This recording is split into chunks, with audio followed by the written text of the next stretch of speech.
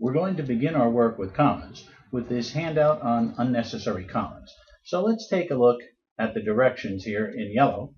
One sentence in each of the following pairs is correctly punctuated, and then we're asked to circle the letter of that correct sentence and edit the incorrect sentence.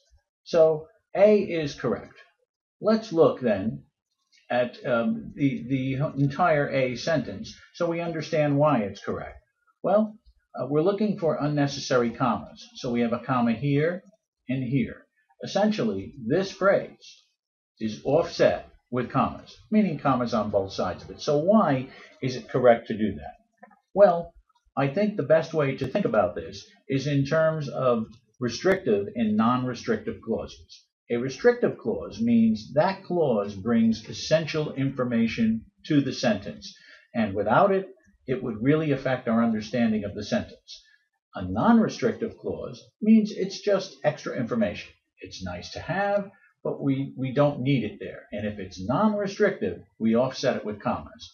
This is a non-restrictive clause, and so I'll show you how that works. Let's look at everything except the non-restrictive clause and read it, and what we would be left with then is everything I've now highlighted in yellow, which would read, writers of young adult dystopian literature depict heroes and heroines who possess the morals and the tenacity of the best role models.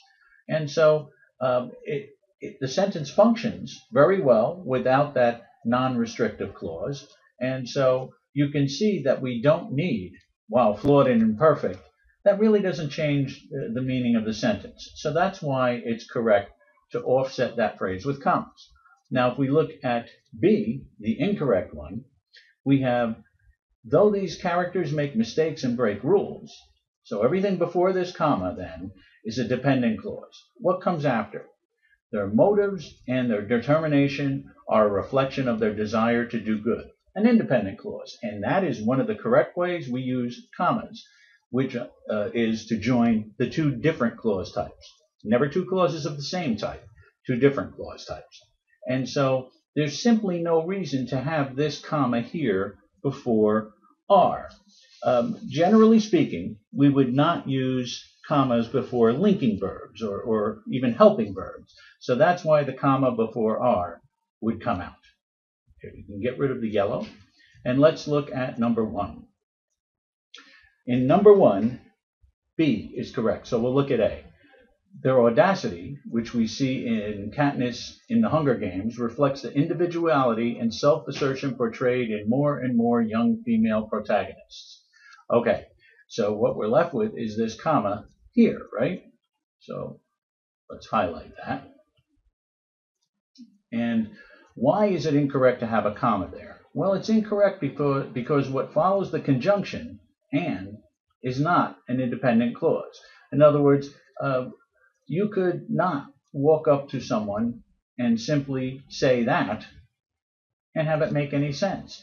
And so if you don't have independent clauses on both sides of a conjunction, then you don't put the comma in there. Okay, we'll go to number 2. And in number 2, the correct one is B. So we'll look at A. And so what we have is, let's look at everything before and after the comma.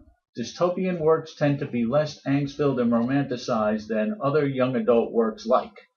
Well, that's a dependent clause, right? Because that's an incomplete thought. And then we have the Twilight series, which is also a dependent clause.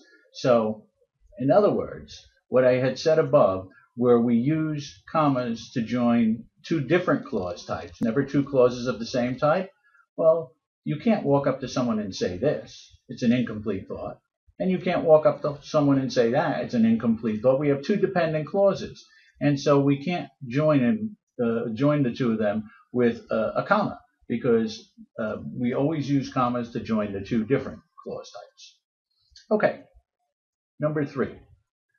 And in number 3, the correct one here is B. We'll look at A. Scott Westerfeld's Ugly series imagines a post-apocalyptic world in which all teenagers are ugly until radical surgery and so on. So the only comma really that we have here is between ugly and until.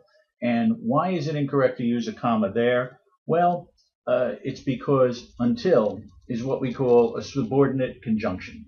And we don't need commas before subordinate conjunctions. So I wish there were a hard and fast rule I could give you for every situation in the English language. But that's not the way our language functions. So there are certain things you just have to remember. And this being a subordinate conjunction, well, I guess we'll have to remember that until is one of those words. Okay, number 4. The correct one is A. So looking at B, we have the fact that uglies in the books that followed it were wildly popular, the comma, and then the rest of it. And here's the thing. Let's look at this. And take a moment and read that, and hopefully you would come to the conclusion that it's a dependent clause, right? You can't walk up to someone and say that and have it make sense. And the same thing holds true here. Try and imagine yourself walking up to someone and just saying that, and it's an incomplete thought. So again, here we're using the comma to join two clauses of the same type in this sentence. They're both dependent. That's not one of the ways we use commas, right? So that tells us it's incorrect. There should be two different clause types. All right, and finally, number 5, we have A and B. The correct one is A. And so what we have here is the dystopian novel, like its science fiction counterpart, has the power to examine and change the way our society functions. So we have a few choices for an incorrect comma. And if you chose this one, well, you're right, that comma is incorrect because, like the example above, what follows this conjunction, and, is not an independent clause. So it should not have a comma there. Well, I hope that everyone found this helpful, and we have many other of these handouts we can look at too. Thank you.